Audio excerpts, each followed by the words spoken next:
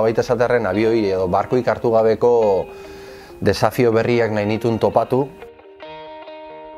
Aztertzen ibili ondoren, sinisten genuen benetan Galiziak bazula olako potentzi ikusgarri bat, ezta? Dalako lurmuturra muin bat, non oso itsaso zabalea irekitzen dana eta norabide desberdinetako itsasaldi guztia bete-betian sartzen zaizkiona.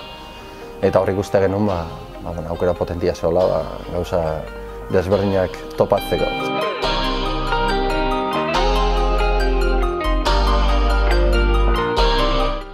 Ibili naiz batik bat kostalde berri bat miatzen, ze azkenen hemen igual pixkat esplotatuago dakagu.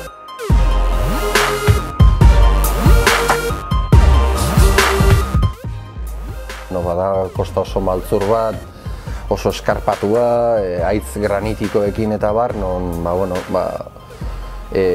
sakonerak ere bapatekuak dira, maldan egon beharren igual haitz muturrak dira, eta hor sortzen dituen korronte eta mutazio eta fenomenuak oso nolabait esateko ere zu zeu ohituta zauden itsasoaren irakurketa hortara ez da erresa egiten.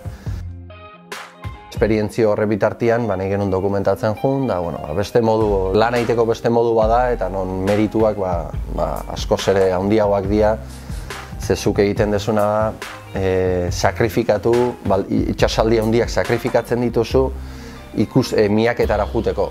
Zertarako nahi dezulako zoze berria topatu, baina horren presioa garestia da. Egin behar da, apostu, hemen behiratu, han behiratu, berriro bueltatu, beste baldintza batzukin begiratu, handiago txikiago, handikan dator, marea hontan, erokeri bada.